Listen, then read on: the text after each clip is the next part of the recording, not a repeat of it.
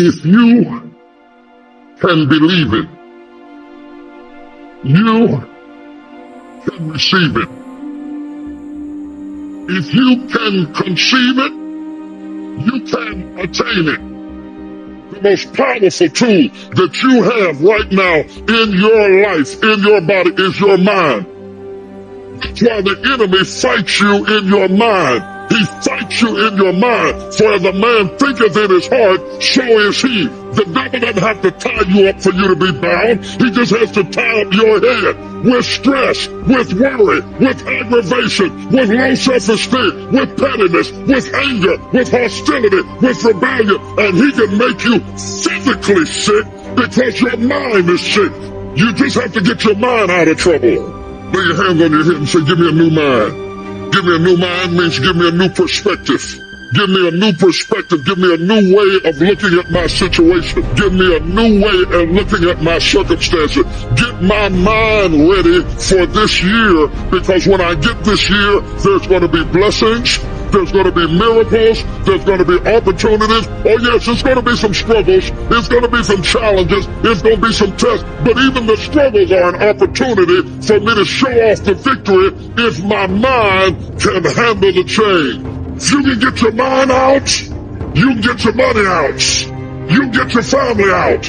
You can get your job out. You can get your career out. You can get your health out. You can get your prosperity out. If you can get your mind out, no devil in hell, no weapon formed against you, no enemy that hates you can stop you from being free. Grab yourself by the head and say, we're coming out of this. How do you hang in there during the hard, difficult times, Les? You must have faith. You've got to believe in yourself.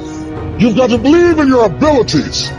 You've got to believe in your service, your company, your ideas, unquestionably. You've got to have faith, and that faith gives you patience. You've got to keep moving and keep plugging away. You got to love it. It's got to be what you are supposed to do. You want to sing, and even though they won't invite you to Carnegie Hall, you're going to sing to anybody that listens to you, including singing to yourself. You got to write, even if no one published your book, write, because that was given to you to do. You do what it is you're supposed to. You're supposed to build something. You're supposed to create something. I don't know how to do it. Learn. Do whatever is required. Go into action with your dream. And don't avoid where the fights are. Get in the midst of the fight. Get knocked down so you can learn how to fight, so you can hold your position. Stand up for your dreams. Stand up for what you want in your life. Decide that your life is so meaningful to you, that you love you and you love life so much that you're going to stand up for something you want. Stand up for what you believe in, because you can fall for anything. So what I say to you, that you are powerful.